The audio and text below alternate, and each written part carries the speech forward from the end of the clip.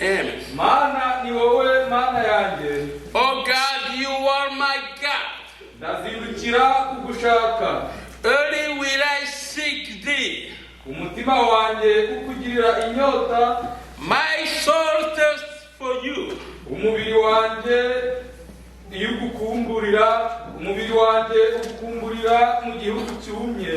My flesh longs for you in a dry and thirsty land, where no water is.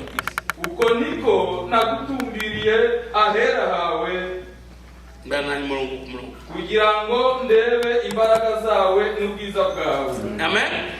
To see thy power and thy glory, so as I have seen you in the sanctuary.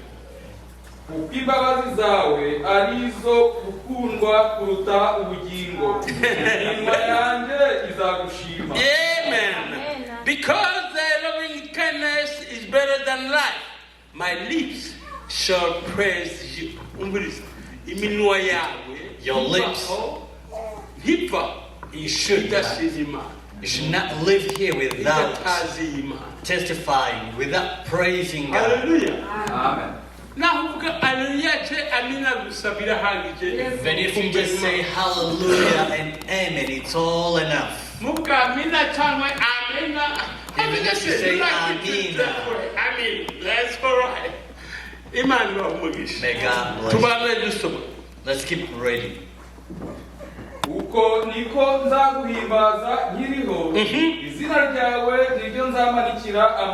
Amen. Thus will I bless you while I live. I will lift up my hands in thy name.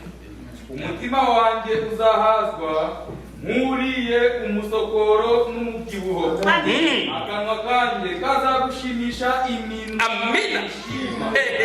My soul shall be satisfied as with marrow and fatness, and my mouth shall praise you with joyful lips.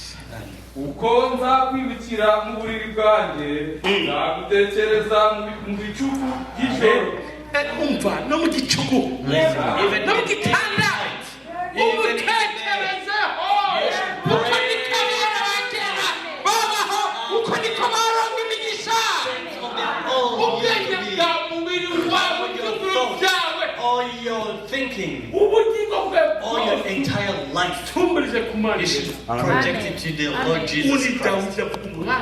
This is David the king saying. Amen. Amen.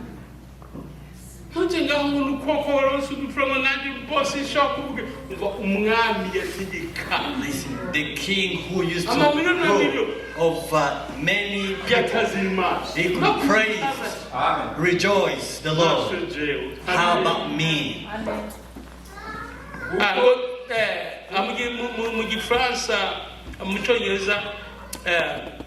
In English. When I remember thee upon my bed and meditate on thee in the night watches. That would take the whole meditation, makesha, night watches, makesha. What marma kutaje makesha? You spending a whole year without coming to the night prayer. May God bless you. May be seated. Let's proceed reading.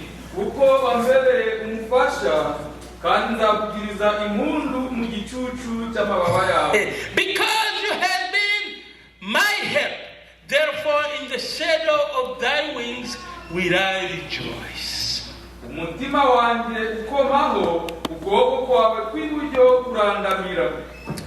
My soul follows hard after you. Your right hand upholds me. Hallelujah. Ariko abashakira ubugingo bwanjye kubutsemba bazajya ikuzimu. Amen. Have you understood on that verse? There's no worries. Who are running after your life. Your life is within the palm of the Lord. Saying this in the presence of the Lord. Amen. Do not worry about kuvuga nabi, other people outside who are insulting you, who are looking forward to hurt you, just keep quiet. Just be the righteous, be the child of God, and you see the end of them. Hallelujah.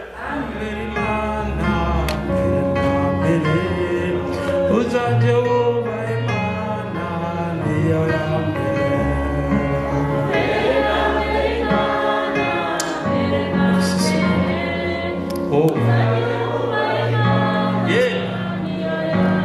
Yeah, mushiki wacu mukundwa mbere na mbere, uzaje wubaha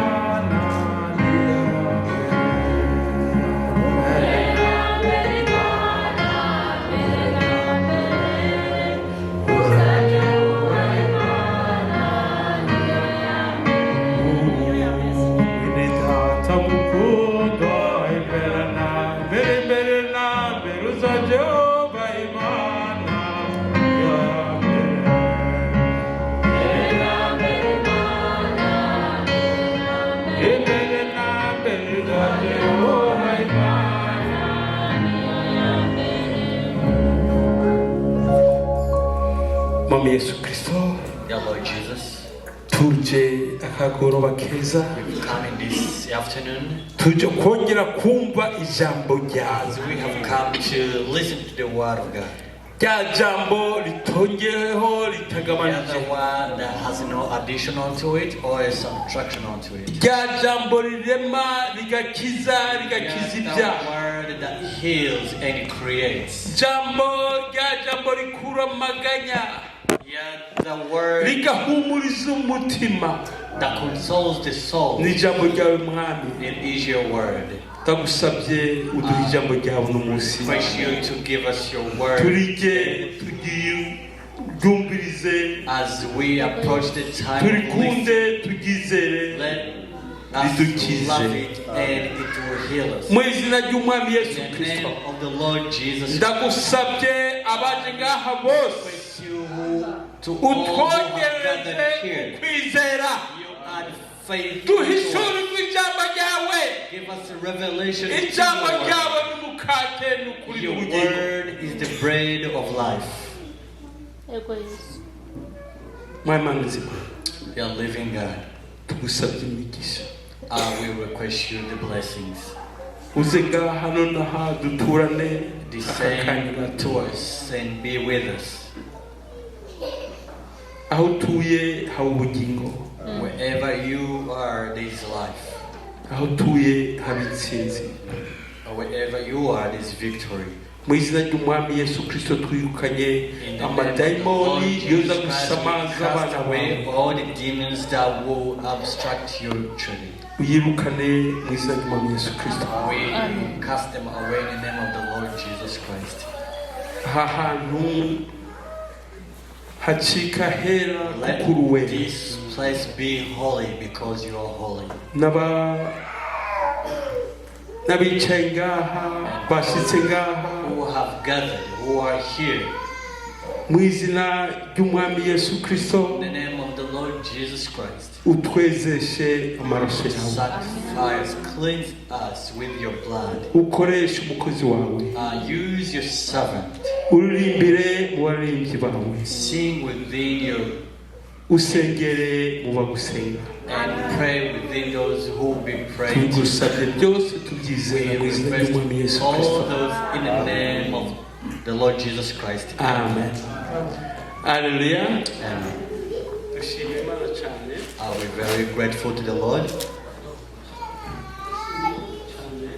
We are very thankful Twongeye umunsi mwiza. that He has added another beautiful day.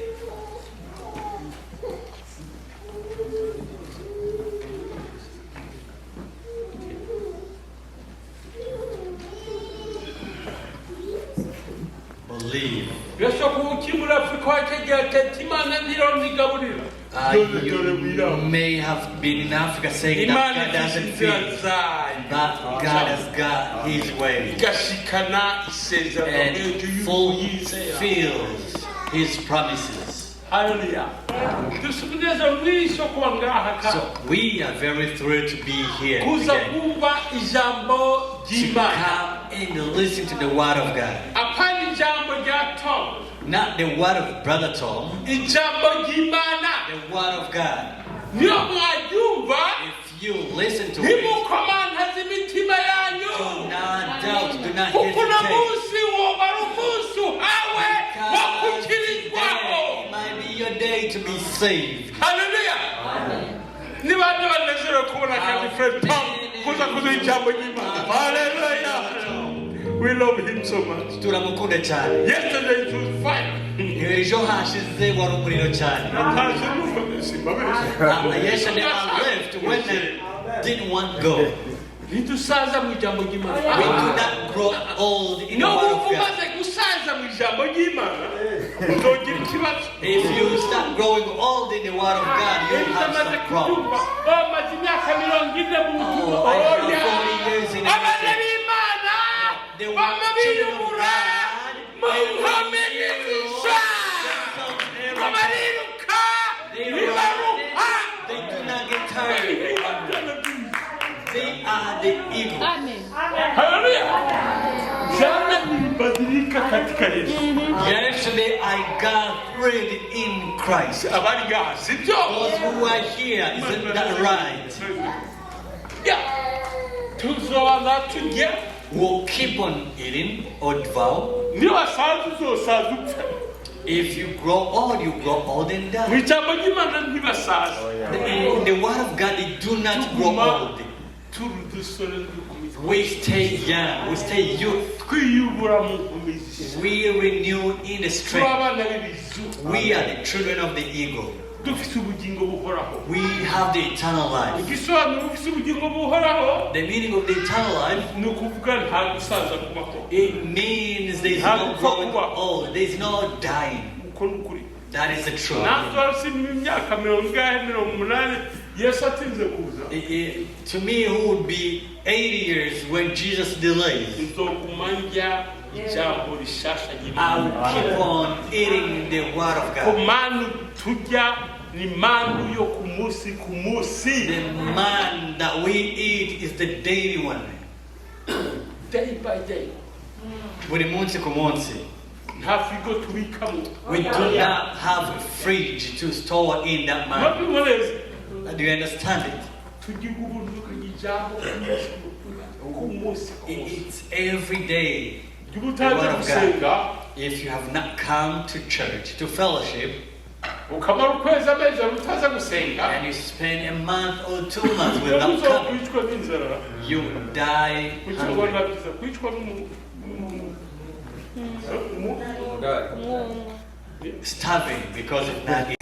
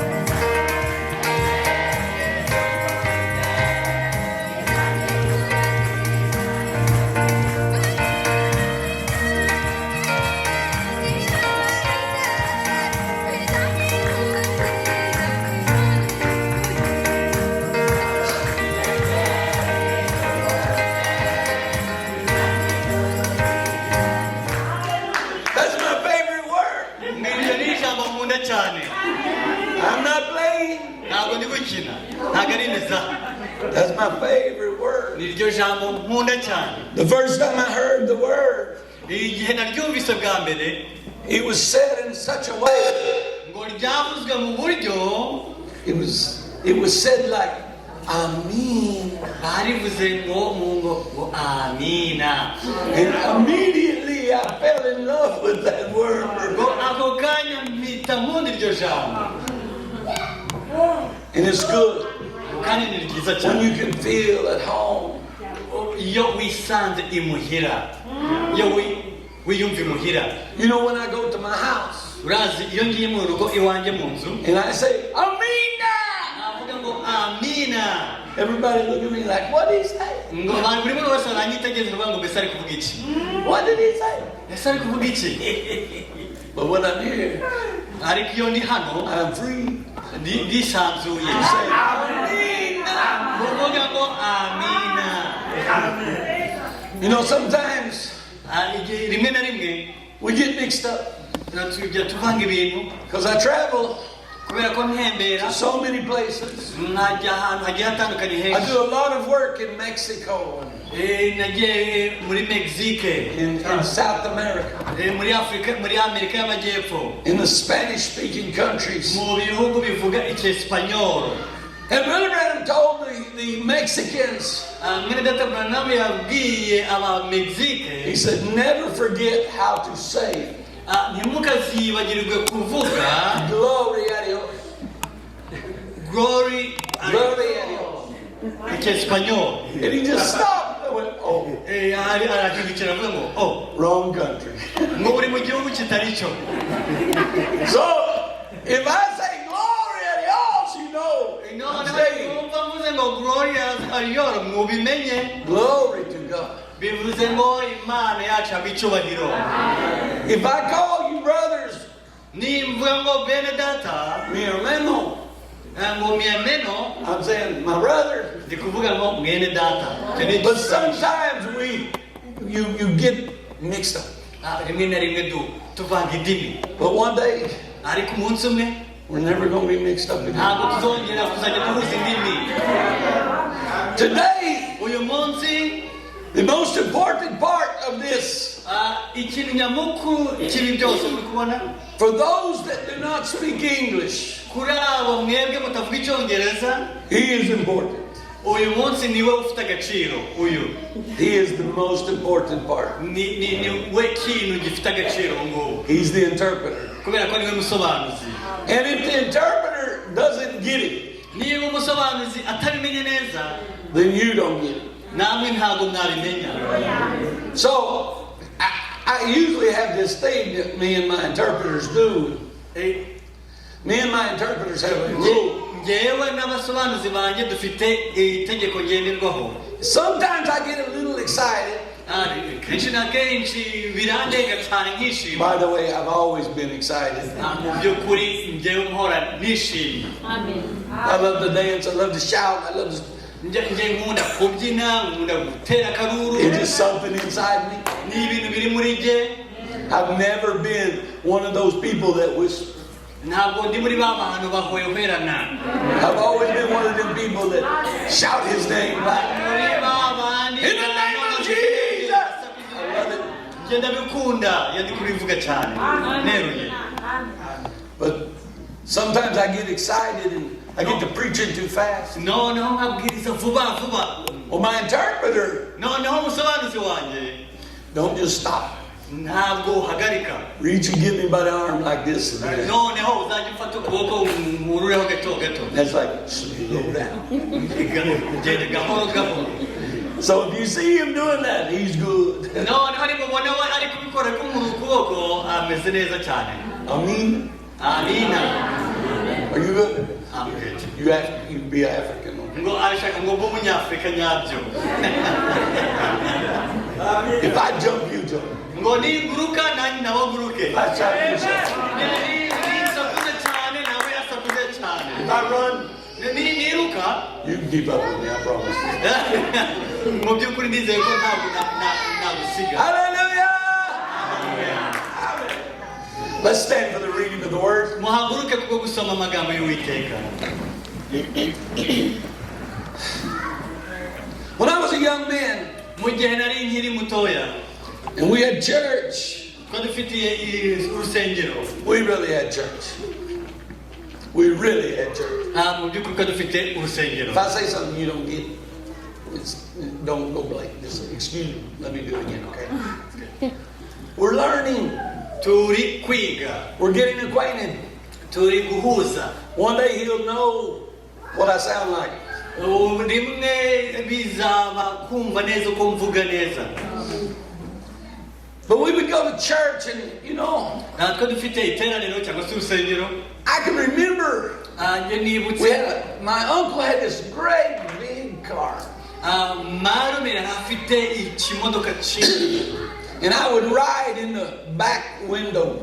Noneho nagenderaga mu muryango You w'inyuma. could crawl up there, you could ride and watch out the window. Noneho ku buryo wagenderagamo uri kureba mu idirishya. And in the trunk, Noneho muri butu it yayo was really big. cyari kinini cyane. And they would put blankets in the trunk. Bashiragamo ibirangiti muri ya butu. Bigger children would ride in the trunk. Noneho abana banini bagenderaga muri ya butu muri ya As trunk. many as could get in there.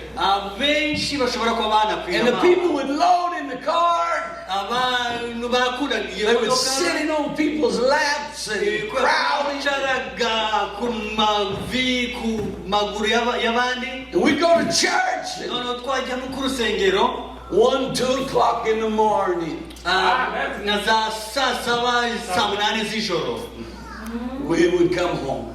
nibwo twabaga turi gutaha. And the people all the way home would be talking about the service Noneho abantu bose bataha bari kuvuga and ibijyanye what n'amateka God had done. n'ibyo Imana yakoze. We don't want to see that any different today. Ntabwo dushaka kubona ibindi bitandukanye n'ibyo ngibyo uyu munsi. We want to be able to talk today, tomorrow, the next day Dushaka kuvuga uyu munsi na n'ejo ndetse na n'ubutaha on what God has done. ibyo Imana yakoze. Man can't do anything for you. Umwana w'umuntu nta na kimwe I can't do yagukorera. anything for you. Ubwanjye nta na kimwe nakumarira. I'm not a good preacher, Ntabwo ndi umubwirizabutumwa mwiza, but I love him. ariko ndamukunda. I don't have a good way of speaking, Ntabwo mfite uburyo neza bwo kunoza amagambo, but I love you. ariko ndabakunda. And I believe that if I love you enough and you love me and we love God, Nizera yuko nimbakunda namwe murankunda kandi ukunda Imana. that God will speak to our hearts today Imana iravugana n'imitima yacu uyu and we munsi. will talk about it Natwe turaza kubivugaho noneho in times to come. mu bihe bizaza biri imbere. I mean, I like him. Ndamukunze. Amen. Now, Ubu ngubu in my heart, this is what I'm looking at. mu mutima Before wanjye we read it, ni ibi ngibi ndi I kureba want to mbere get this y'uko out of the dusoma. way. In my heart, this is what we want to do, if it's okay with the pastor. Mu mutima wanjye ni ibi ngibi nifuza ko dukora Tomorrow- niba biri sawa ko mushumba. Tomorrow we have another service. Ejo dufite andi materaniro. Today we will preach a little. Uyu munsi tugiye gufataho gatoya. We have a good time in the Lord. Tugire umwanya mwiza n'Imana yacu. But tomorrow there's something on my heart. Ariko ejo hari ikiri ku mutima. And we want to do this Dushaka for the Lord. I believe that God has put it on our heart to have prayer for the people. ni kumva ko Imana ishaka ngo tugire gusengera. And maybe these words today will lead us to that point. Ntekereza yuko where our faith will build. ariko dufashe kutwinjiza muri icyo kirere cyo To gusenga. where our faith will build till we will come to the place of believing Him. Kugira ngo ko kwizera gukure kugeraho tumwizera. And we want to look forward Dutegeranyije amatsiko to what God is going to do. icyo Imana iri buze kudukorera. Amen. Now I believe that everything God does, there's a purpose. Ni ukureka ibyo Imana ishaka gukora kubw'intego yayo. Just like this service today. Bigendanye n'aya materaniro. In Proverbs, the 16th chapter, and the brothers say Turi kugenda ku muhanda umwene data we've got to be here at 6 o'clock in the evening for service. tugomba kuba twageze ku materaniro saa 12. And before we left the city, I was looking at the map. mbere yuko tuva mu mujyi ndi kureba kuri ku gishushanyo cyaho tujya. And we would drive through the desert. Nuko twari turimo tugiye gutwara imodoka ahantu humye cyane. And when we come to the mountain, none mu gihe twegereje umusozi, we had to take a right. twari dufite kujya iburyo. When the brothers got to through the desert, mu gihe bene data bageze and we got to the mountain, natwe tugeze kuri they began to argue which way to go. batangira kujya impaka iyi nzira yo bafata. And I said, brothers, we got to go right. ndababwira bene data dufite kujya iburyo. But they vetoed me. ariko bandushije amajwi, And we went left. noneho tujya ibumoso. So we drove around the mountain twagiye tuzenguruka umusozi and around and around tuzenguruka and tuwitorora. we got to the church twageze ku iteraniro ku rusengero at almost 11 o'clock that night. saa 5 z'ijoro. Church started at 6. iteraniro ryatangiye saa 5. It's almost 11. none zigeze saa 5 z'ijoro. And when I walked in, all the people were still there mu gihe nagezemo nakanajya mu iteraniro bose bari bakiri to hear the word of the Lord. bategereje kumva ijambo ry'Imana. That's expectation. aho ni ugutegerezanya amatsiko. That's dedication. aho ni ukwiyiha Imana wese. We was in Rwanda, twari turi mu Rwanda, and they told me we was going to have an afternoon service barambwira ngo turagira amateraniro y'umugoroba on Tuesday. kuwa kabiri. On a Tuesday. kuwa kabiri. And we drove for hours. noneho tuza gutwara imodoka. And in my mind, I thought, oh, mu ntekerezo zanjye ndi there'll gutekereza be 20 or 30 people. ngo mbega ndi gutekereza ngo bashobora kuba ari nk'abantu nka 20-30. We were supposed to have been there at 1 o'clock. ngo twari dufite kuba twagezeyo saa 7. It was almost 4. noneho zegereje saa 4. But when we walked into the church, ariko mu gihe twakanagiye mu rusengero there was almost 400 people sitting waiting. Because they're waiting upon the Lord. kubera ko bategereje Uwiteka. They was not waiting on me.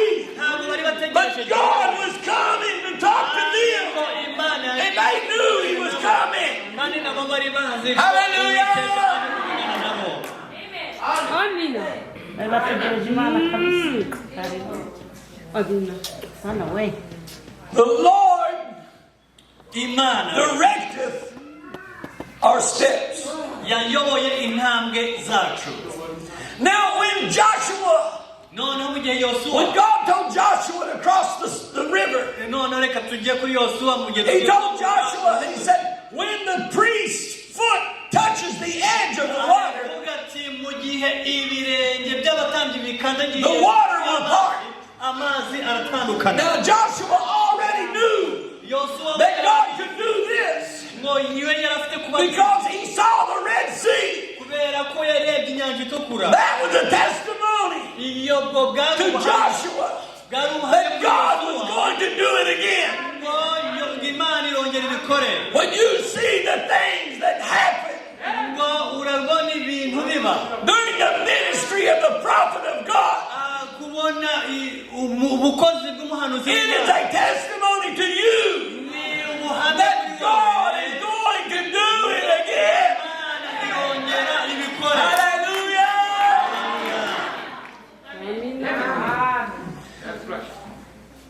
There was a brother come from Mexico City. mwene data wari uvuye muri Mexico. He come to my house. yaje mu He's a very old man. yari umusaza When ukuze. Brother Brandon was in Mexico City, none yari arimo mu gitwa Mexico. Brother Brandon tells the stories, noneho mwene data Branham ari kuvuga iyo and nkuru, you hear them, noneho ukazumva and they're wonderful. kandi ni nziza cyane. But when you hear it through the eyes of this man, noneho mu gihe uzumvishe mu maso I've never seen it so alive. wazibibonye ahibereye. He told me, he said, Brother Tom, yarambwiye ngo he said, I was sitting there ngo njyewe nari about 4 seats back. ngo nk'intebe nk'enye. He said, and I watched Brother Branham. ngo njyewe nkibona When a man come that was blind, How many of you remembers the story? Amen. The man come that was blind. Brother Branham said, I measured his shoulders. I measured his shoulders. His shoulders. To see if my coat would fit him. Because he had no coat. He said, I put my foot beside his foot. To see if my shoe would fit him. Because he had no shoe. But he said they wouldn't fit. I was too small. But he prayed for the man and his eyes come open.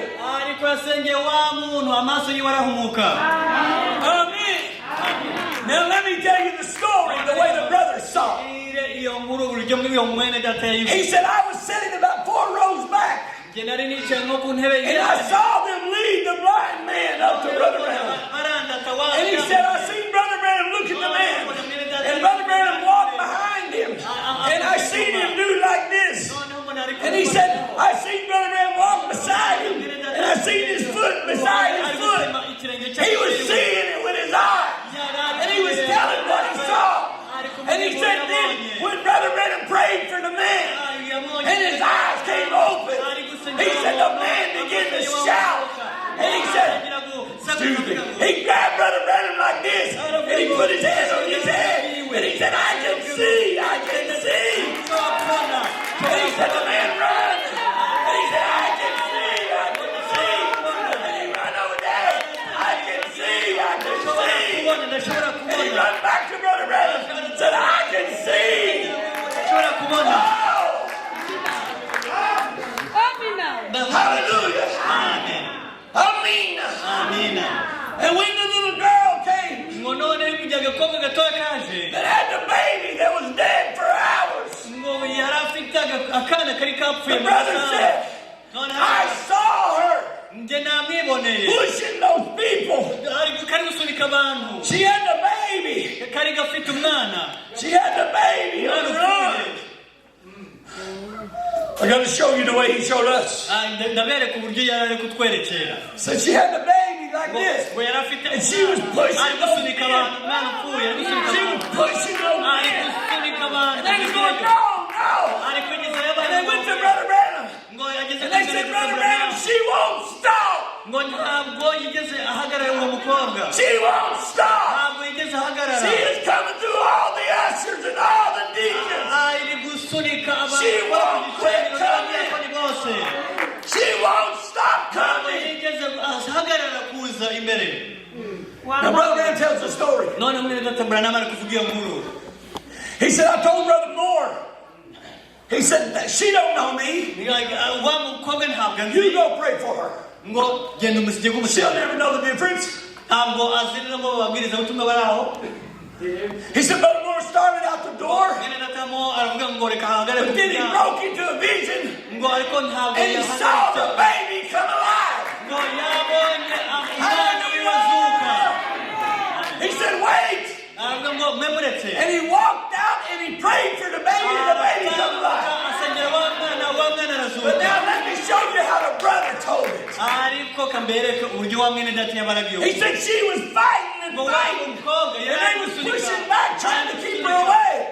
And then Brother Branham walked out and said, let her come. And she walked up there and he said that little baby was laying there and it was stiff. She had it laying under the blanket. And he said, Brother Branham began to talk to her. And he spoke in the name of Jesus. And she said, watch this now. He said, now watch. I'm sitting there watching. And the blanket went blue. Like this. He started kicking. And started kicking. Now let me tell you the story. The way the brother told me. He said, we had saw every big name preacher. He said, we saw every prophet, every evangelist, every one of them had been there. And But he said, we had never seen anything like this.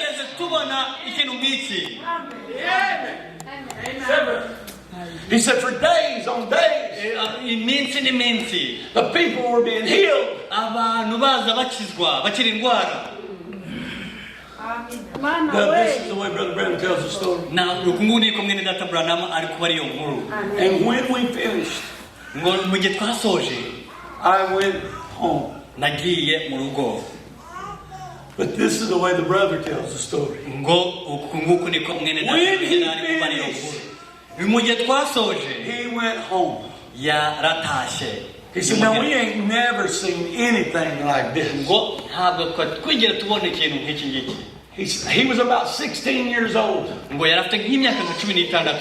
He said, but what struck me the most was not the blind man.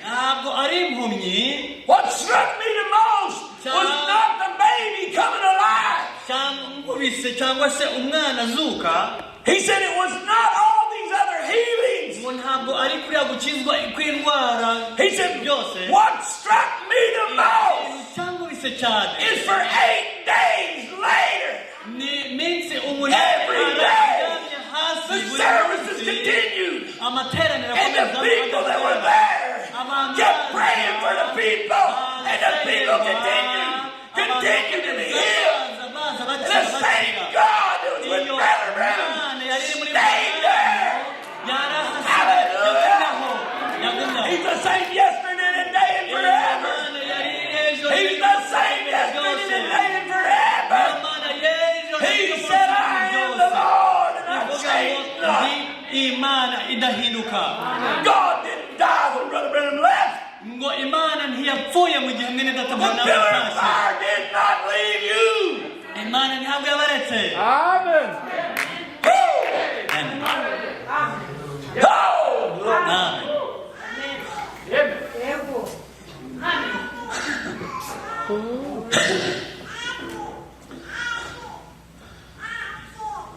Joshua, he told Joshua, he said, when your priests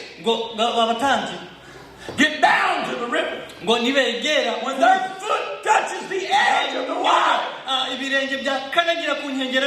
it's going to part like the Red Sea. Joshua didn't say, are you sure? Joshua said, I've seen this before. Let's go. He ready to camp. He ready to preach it. Let's go. Because the same God that was with Moses, the same God that the same God. As I was with Moses, so shall I be with you. That same God that was with William Branham is with his bride tonight. Is with his bride. Wow.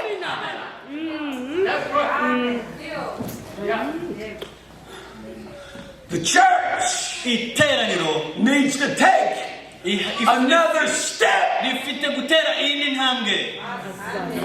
that'll be our text this afternoon. Just one more step. Just one more step. When they walked up to the River Jordan, they looked at the water, and the edge was there. And the edge was there. The water didn't part when they walked up there. They had to take one more step. That one more step is what parted the water. That one more step is what brought on the miracle. That one more step. God had a purpose. God has a way. And we can't change His purpose. And we can't change His way. We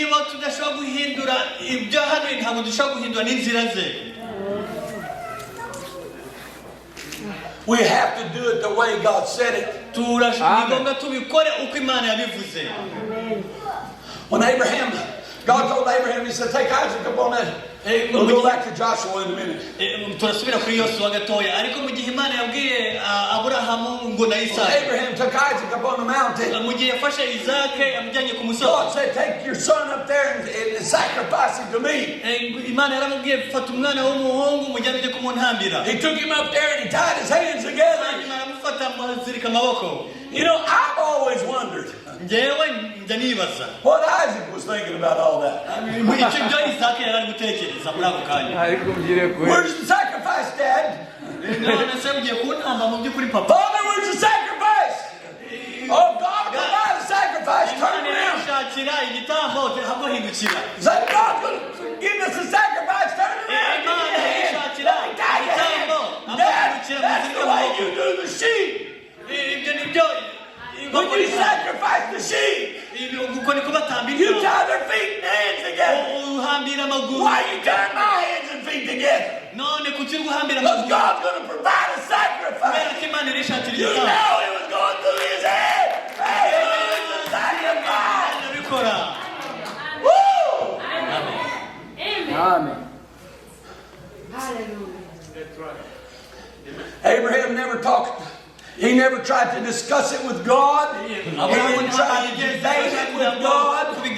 He didn't try to reason with God. He said, Lord, at thy word.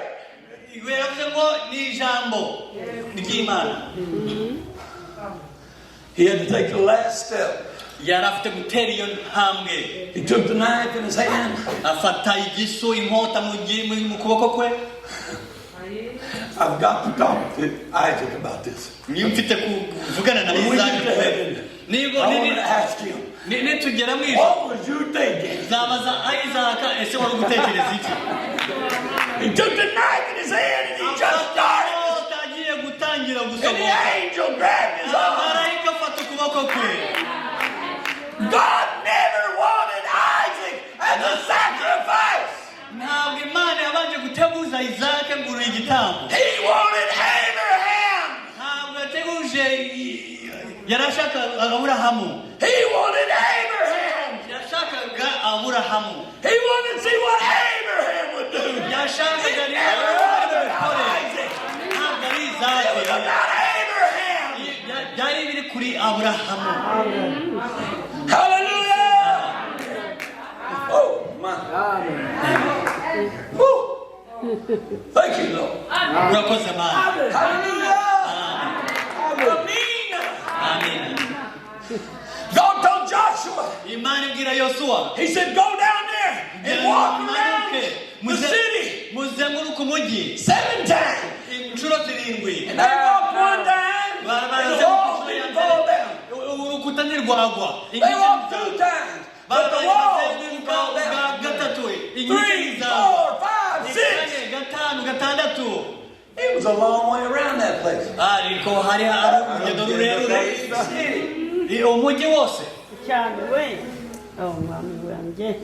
Now, if it was me, I might have said, God, can we do this on 6? I'm tired. I'm tired. No. Oh yeah. Wow. Then they walk around at the 7th. The children of Israel was not playing. I have decided to love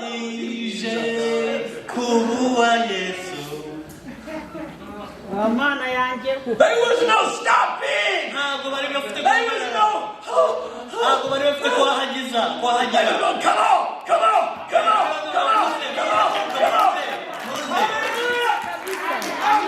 He said, when you get done, he said, sound the trumpet. Shout.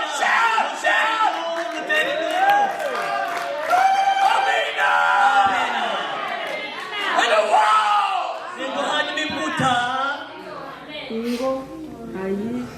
But they had to take that last step. Just one more step. Just one more step. intambwe kurikiraho. Just one more step. Hari iyindi ntambwe There was a ikenewe. woman one time. Hari umugore igihe kimwe She had an issue yari afite ikibazo, that none of the doctors in the country could help her. nta n'umuganga n'umwe umudogiteri n'umwe mu gihugu bayamufasha. And something inside of that little woman said, ariko ikintu mu mutima wa mugore kiravuga if you could touch the hem of his garment, ngo ushoboye kuba wafata umwenda w'ikanzu ye, if you could touch the hem of his garment, you'll be made ugafata whole. ku kanzu ye, Just the bottom of his garment. ugafataho gusa ukanyuzwa, gusa fata ku mwenda we. She started down there. ngo iratangira. Her pastor said, what are you doing? What you doing? pasiteri umushumba w'akabona Touching the hem of his garment. njyewe nshaka gukora ku mwenda we. Why, that man's a fanatic. Don't you do that. no ntukore ibyo ngibyo. I'm going. I'm going. ngenda. Maybe her brother and sister said, don't go down there and make a spectacle of yourself. byashoboka ko abavukana nabo bari She said, I'm going. nawe akavuga ati ngenda. And when she got down there, the crowd was noneho mu gihe all around it. yarahageze abantu benshi buzuriranye, And she began to press through. ashaka gusunikiriza Pushing this and pushing that one. Pushing this one. bari kumusunika nawe akagwa, Pushing those grown men out of her way. bakamusunika ibyo bigabo bikuze iruhande. The prophet said she got down on her ngo knees. yarapfukamye agera ku mavi ye, yakira agerageza gufata. You're that far. You're not close enough. uri hafi If you're 1 inch away, you're not close enough. You gotta take one more step.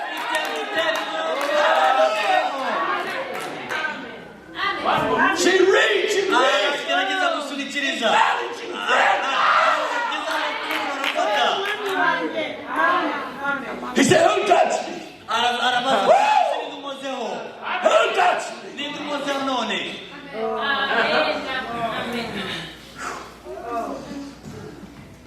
You ever touched him? You ever touched the hem of his garment? You ever pressed? ukoze ku mwambaro we. Those 3 Hebrew children, ab'abaheburayo batatu they had a personal experience between them and God. bari bafite ubuhamya bwabo hagati yabo n'Imana. And they said, if you don't bow, we're going to put you into the furnace. niba mutunamye ngo muramye kino gishushanyo turabashira We'll not even think about it, we're going. twebwe nta kibazo dutekereza kindi, nta kibazo turawujyamo. Which way is it to the furnace? mbese ni iyihe nzira ijyamo umuriro mu itanura? bari kwibariza. And the angel said, Lord. marayika aravuga ngo mana, This is what Brother Brim said. nguku niko mwene data Branham. The angels come to God and said, Father, do you see? abamarayika baje ku Uwiteka baravuga ngo mbese uri kureba? He said, I see. nawe aravuga ngo ndi kubireba. He said, I've been watching them all night long. ngo njyewe naraye mbareba ijoro ryose. Brother Brim said, God told the angels, I've been watching them all night long. Imana ibwira abamarayika ngo njyewe naraye ijoro ryose mbitegereza. But they have to take one more step. bari bafite gutera iyo ntambwe ya nyuma. Just one more step. iyindi ntambwe y'inyongera. He said, do you realize when something's going on down here, ngo muri bumenyi that something's going on up there too?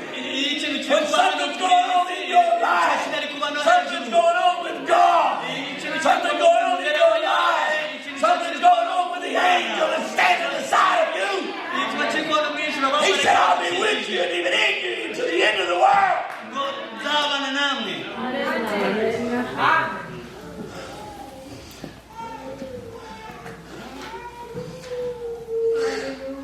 There's a seed hari that akabuto lays inside the elect of God. kaba kari mu batoranyijwe. That seed ako kabuto rero does not come into you when you come to the altar. ntabwo kaza ari uko waje imbere y'igicaniro. But the prophet of God said, the day you were born, that seed came into you. ngo ako kabuto kaza He muri said, the wowe. day you were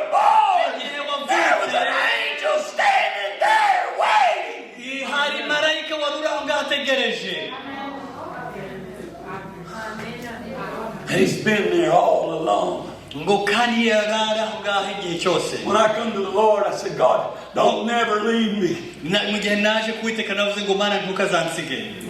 He said, I never have left you. I was with you in everything you've ever been. Understand what I'm saying to you tonight. He was with you in the club when you was dancing. God was in there with you. The angel was in there with you. When you were doing the things you know not to do, the angel was with you. They was watching you. Amen. Oh, that's what he said. He said the angels was with Adam. And he said when Adam fell, he said the angels went before the throne, weeping. Your angel has emotions. God has emotions. And he said they come before the throne weeping, saying, Father, thy son has fallen. So I wondered when I read that quote, what must have my angel done when I fail? Oh Lord. Man. One more step. He said they got to take one more step. And as soon as they took one more step, God himself was in the furnace with them. The fire was still burning. He didn't put out the flame. He didn't turn down the heat. It was still hot. But it didn't burn them. It didn't singe their hair. There wasn't even the smell of smoke on them. Because the king come and he looked them over.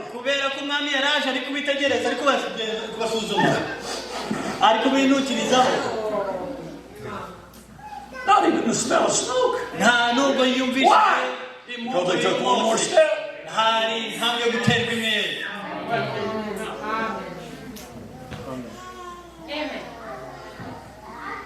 I want to introduce you to my wife. I told you last night I was going to introduce her today. Can you see her in the congregation somewhere? Stand up, honey.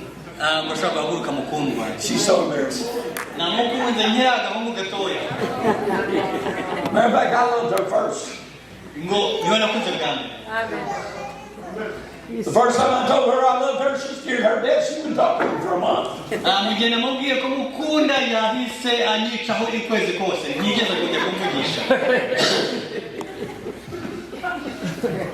That's a true story. Scared her. But now watch. A year ago, this March, in this month, a year ago, my sweetheart was in the hospital.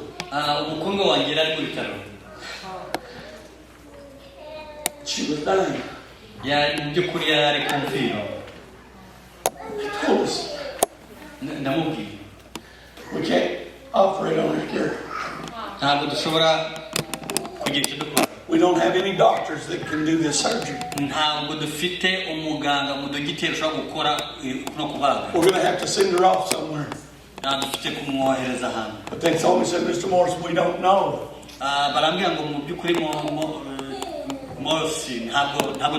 We don't know if she can make the trip.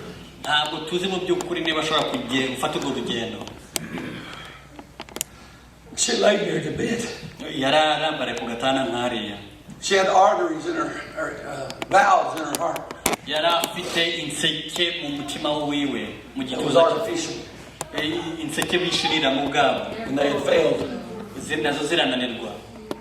And she had to have new valves replaced. Yari afite guhabwa izindi nseke nshya. Which normally is a fairly easy operation. Mu by'ukuri aba ari operasiyo cyangwa se kubagwa kuba koroshe. But she had had this done, and now she's got problems inside of the heart. Yego iyo operasiyo yarakozwe ariko noneho ikibazo kize kuvuka That imbere the mu doctors mutima. told us that we can't do it. Noneho abaganga baratubwira When they put the artificial valves in, bikora mu gihe bashizemo she was on the table for 12 hours. z'inkorano yari ari ku gatanda nk'ahari amasaha 12. And I watched her. Ngenda mureba She ndamwitegereza. got weaker Agenda acika intege, and weaker. acika intege. She had a congestive heart failure. Umutima wawe wari ufunganye. She was laying in the bed, and Arambare ku gatanda. they told us there wasn't a doctor in the whole state of Arkansas Batubwira ngo nta muganga n'umwe muri leta ya Arkansas that could do this surgery. ushobora gukora iyo It took a operasiyo. specialist Bisaba umutaramu cyangwa se umuhanga wabyigiye. that was beyond anyone they knew. Ushobora kuba uri ku rwego rwo hejuru kubo bazi She was in the hospital for 14 days. yari ari mu bitaro iminsi 14. She quit talking. Yahagaritse kuvuga, She stopped eating. ahagarika kurya, She just laid in the bed. yabaga arambare ku gatanda gusa.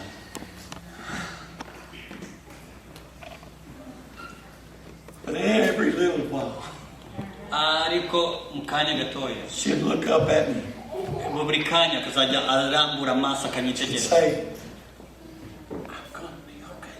akambwira ngo ndaba neza ndakira. I didn't believe her. Ntabwo nabyizera. I want to tell you the truth. Ngiye kubabwira ukuri, I had no faith. ntabwo nari mfite kwizera, None. icyizere cyo kwakira. I believed that God was going to take my sweetheart away from me. Nari nzi ngo Imana igiye gucyura umukundwa wanjye imujyane. And I'd lay at night after night after night begging God, please, God, don't. Naryamaga buri joro nsaba Imana ureka kumujyana. I'd go into the room and she'd say, Nkajya mu cyumba cye don't worry, ngo ntuhangayike, it's going to be okay. ngo biraba neza. I said, oh, I know. Nkamubwira ngo yego ndabizi, But I ariko ntabwo nabaga ndi kubeshya. because I didn't believe it. Mu by'ukuri ntabwo nari mbyizeye. I know, I know. Nkavuga ngo mu by'ukuri ndabizi. They told us that we got to get her to another hospital, but we don't know if she can make it to the hospital. Baratubwira ngo afite kujyanwa mu bindi bitaro ariko ntabwo tuzi ko ari bugereyo. And this doctor come in, Noneho uyu muganga araza, and he looked at her, and he looked at the charts, and he said, wait a minute. areba umurwayi, areba noneho We have a brand new doctor, ngo dufite umuganga a mushya, brand new surgeon that umuntu ukora just operasiyo moved here. wimukiye hano. Let's let him look at her. Noneho reka tuzane uwo muntu nawe arebe. He was a high-risk surgeon. Ni wa muganga ukora ibintu by'indengakamere, operasiyo He z'indengakamere. comes in and he looks at her and he says, I can do this. Araza ageze aha ngaha murebye ngo And ndashobora I can do this in this hospital. ngo ndashobora no kubikora no muri bino bitaro. And he said it with such Yaje kubivugana surety. na uhakika cyangwa se It wasn't a question. ntabwo we yari afiteho ikibazo. But he told us that day, he said, but let me tell you what's going to happen. Ariko kamabwire ikintu kimwe kiribuze kuba. He said, I can do the surgery, Ndashobora gukora kuno kubagwa but you may not live. ariko urashobora kutabaho. He was almost too honest. We yavugisha ukuri guhambaye cyane. He said, but you might not live. Ariko urashobora kutabaho. He said, if you live through this, uciye muri kino ukabaho, it will be up to you. biraba biri kuri wowe. It's how bad you want it. bisaba wowe ubishaka bingana biti. He said, because I can do the surgery, Ndashobora but the kukubaga ariko gukira recovery, you will be in the hospital for 2 months. uzaba mu bitaro amezi abiri. You'll be on all these different kinds of machines he told us about. Uzaba uri kuri bino byuma zino byuma byose byoherera He told us she'd have a trach in her throat to breathe. noneho bazamushira uruseke rwo guhumekeramo hano. She said, I don't want to do that. nawe aravuga ngo iyi sitari kunyuramo. I was not happy. ntabwo nari ndishimye. I wanted to say, yes, you've got to do this. You've got to do nari nshaka kuvuga ngo ufite kunyura muri bino bintu bari kutubwira. So she asked me, she said, what do you want me to do? none harambaza ese ushaka ngewe nkora iki none. And as bad as I wanted to scream, do it, do it. uko ariko kose numvaga nshaka kuvuga ngo bikore byemere babigukorere. You've got to make the decision. ndavuga nti ufite kugira amahitamo. So he started treating her noneho wa muganga atangira kumuvura so she'd have a little more strength. atangira akabaraga. We took her home. hanyuma tumujyana imuhira. She was doing therapy. bari kumukorera terapi cyangwa se ingororangingo. Still hasn't made up her mind. ariko ntabwo yari yagahisemo. But one day she told me, she said, uyu munsi umwe the arambwira Lord spoke to me. ngo imana yavuganye nanjye. He said, go talk to these 2 brothers. ngo genda uvugane na bano bene data babiri. umwe yari One umushumba was a wacu pastor in North Carolina. undi ni umushumba wo muri Carolina And she y'Amajyaruguru. said, they will tell you what to do. abo bombi babiri barakubwira icyo uri bukore. And I called the brother from North Carolina and he flew in. hanyuma muhamagara bamwe data wo muri Carolina y'Amajyaruguru arambwira ngo ashaka kwivuganira nawe. Both of them abo ba frere babiri told her the same thing. baza kumubwira ikintu kimwe bahuriza ku kintu kimwe. Then she said, I'm going to have the surgery. hanyuma nawe aravuga ngo ngiye kubagwa. 2 months. amezi abiri The trach in her throat. yari afite uruseke The machines to keep her. n'ibyuma And she's gonna have bimuhereza surgery. ubuzima. agiye kubagwa. In September, she went in to have the surgery. noneho mu kwa cyenda ajya kubagwa nyine. And he told me, the doctor told me, umuganga arambwira he said, now remember. I said, I remember. ndibuka. She had the surgery and he called me. amaze kubagwa The surgeon himself called me and said, sir, he said, everything went real good. umuganga arambwira ngo mu by'ukuri ikintu cyose cyanyuzemo neza cyane. urashobora kuza ukamureba. We went in and looked at her and turagenda tujya kumureba. I was looking and those machines wasn't there. none nkareba bya byuma ntabwo bigihari. She had the incubator thing. She had it in her throat. She couldn't talk. yari afite nyine rwa ruseke rudashaka kumwemerera ngo avuge. She was still sedated. hanyuma kandi akiri mu kinya. But I looked and those machines weren't there. none bya byuma ntabwo bigihari. There was no trach in her throat. na cya kintu yarahomekeragamo ntabwo kigihari. The nurse told us, said, you can come back in the morning at 8 o'clock. noneho umuganga nawe arangira tubwira ngo She said, ushobora you call as much as you want. urashobora no kugenda uza inshuro izo ari zo zose ushaka. Every few minutes I was calling. buri minota mikeya narahamagara. ameze neza. I'm calling in. How is she?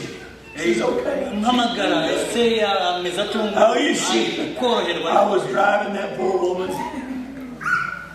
I know I was driving her crazy. mu by'ukuri nari nzi ko na So at 3 o'clock in the morning I called and I said, how is she? saa cyenda z'ijoro Because I couldn't sleep. ngo mbese ameze ate kuko ntabwo naryamaga sinaguhekaga. Now I knew what she said. nari nzi She said 8 o'clock in the morning. nari nzi iby'umugabo But for some reason, ariko ku bwa I asked again. runaka narongeye ndabaza When can I see her?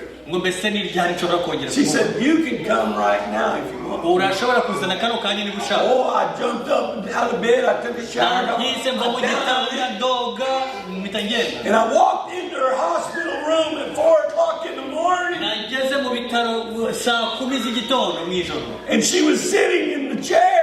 none yari yicaye no mu ntebe. I went, what is she doing in the chair? None se ndabaza ngo ese ari gukora iki muri iyi ntebe?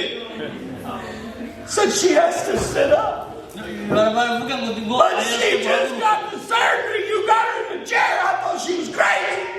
nibwo akimara kubagwa none mumwicishije mu ntebe. She said, no, this is the way the doctor does things. Gutya ni ko umuganga akora ibintu bye. She will remember our text now. Na reka twibuke wa murongo. Just one more step. Reka twibuke wa murongo ya ntambwe y'inyongera. At 8 o'clock that morning. Saa mbiri z'igitondo uwo munsi. At 8 o'clock that morning. Saa mbiri z'icyo gitondo. About 13, 14 hours after the surgery. Amasaha nka 13, 18 nyuma yo kubagwa. Remember, she's supposed to be in the hospital for 2 months.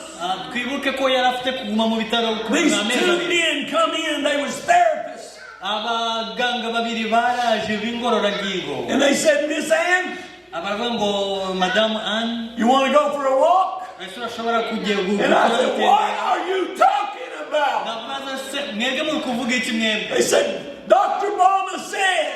Ngo muganga bomu And they put yavuze. a belt around her. Bazana umukandara w'umukenyezi. And one got behind her and one got in front of her. Ngo umugabo umwe imbere yiwe n'undi uruhande rwe. And he took her by the arms like this. Afata ibiganza byiwe gutya. And he said, can you take a step?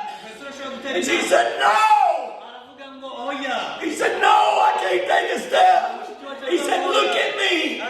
Look right at me. He said, can you take a step? She said, no, I can't do it. He said, can you take a step? She said, I can't do it. He said, are you okay? She said, no, I'm not okay. I want to go back to my bed. He said, just take one more step, man. Take one more step, man. She said, I can't take another step. I can't take another step. He said, just look at me. Look at me. Look at me. And he walked her as far as the back of the church.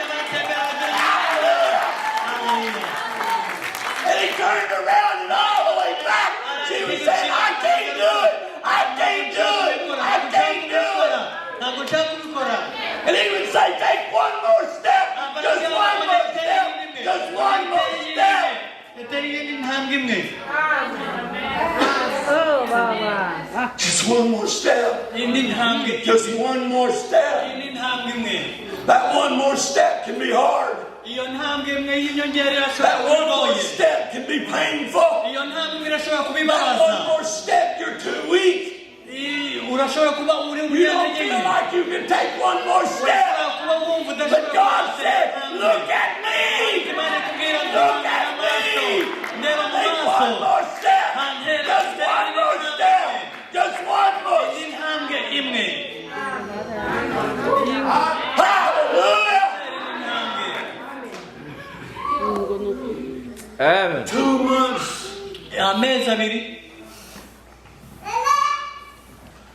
In 4 days, the surgeon walked into our room. And he said, Miss Ann, are you ready to go home? I said, what? No. What do you mean? He said, oh, no. We're not kicking her out. I said, well, but I mean, you said 2 months. I said, this is a long ways from 2 months. He said, I know, right? It sure is. He said, she is past every patient that I have ever had. And she is ready to go home.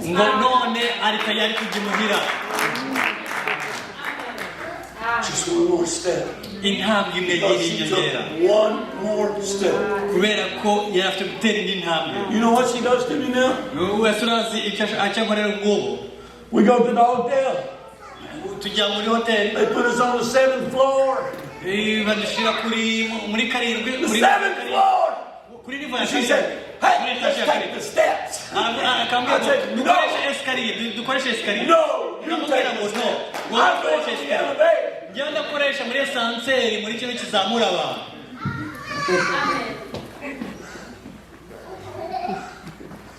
Because she took one more step. Kubera ko yateye intambwe.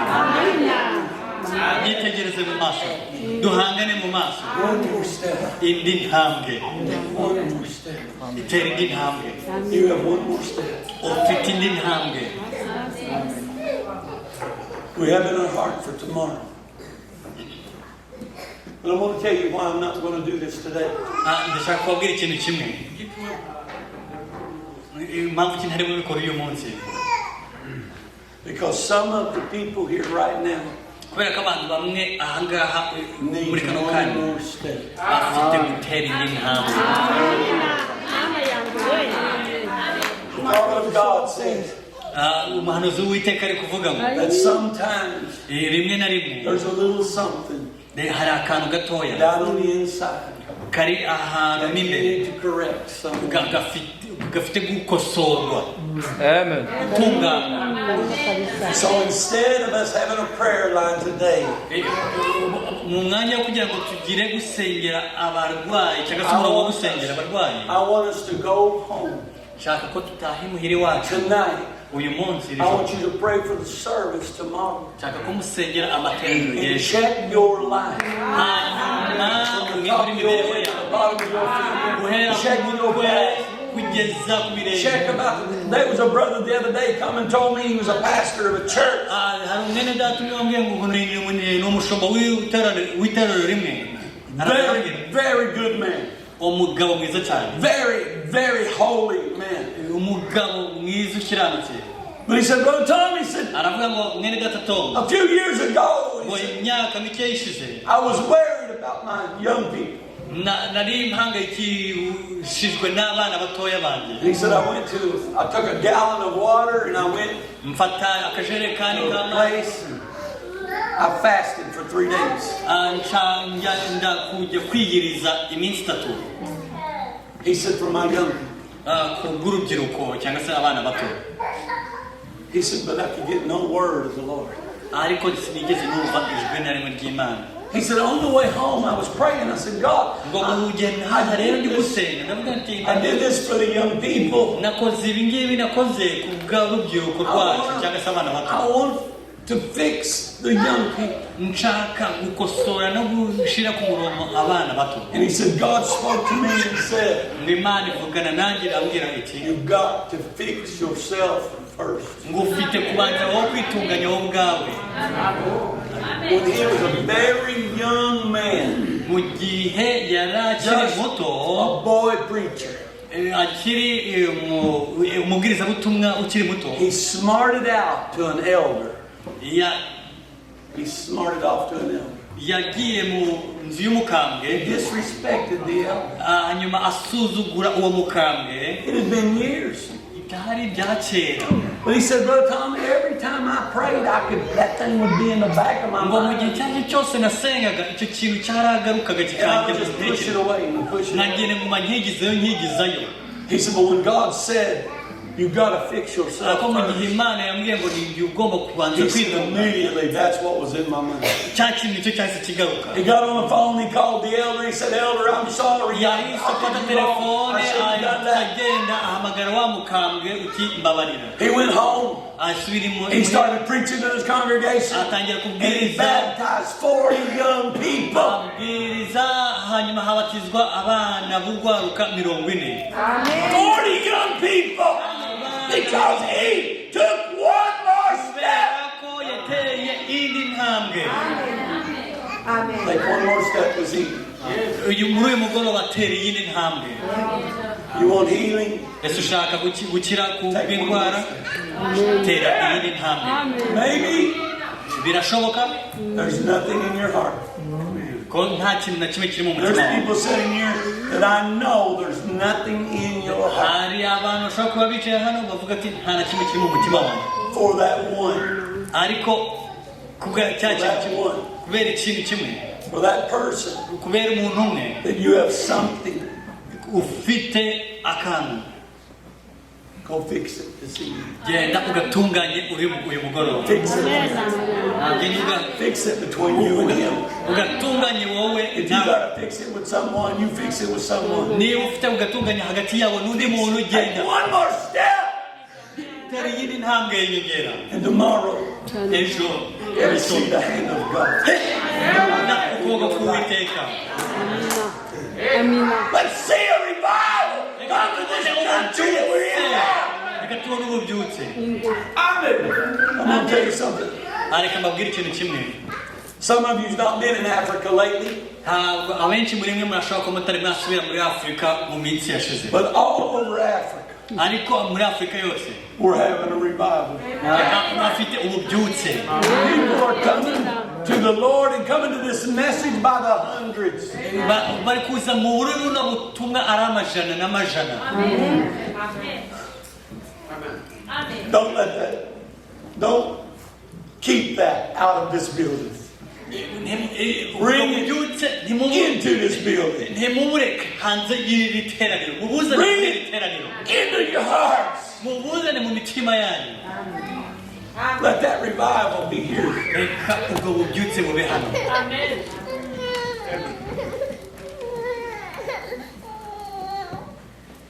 God told Joshua, hanyuma imana ibwira yosuwa be strong komera and very courageous. kandi ugire imbaraga 3 times.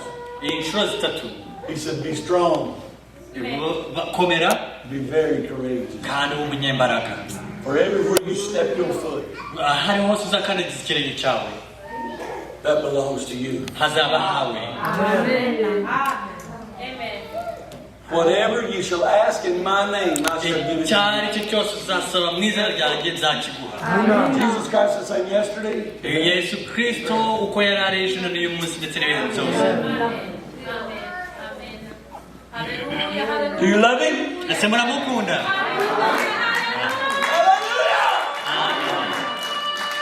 Sing the song. Sing. ririmba Sing. ririmba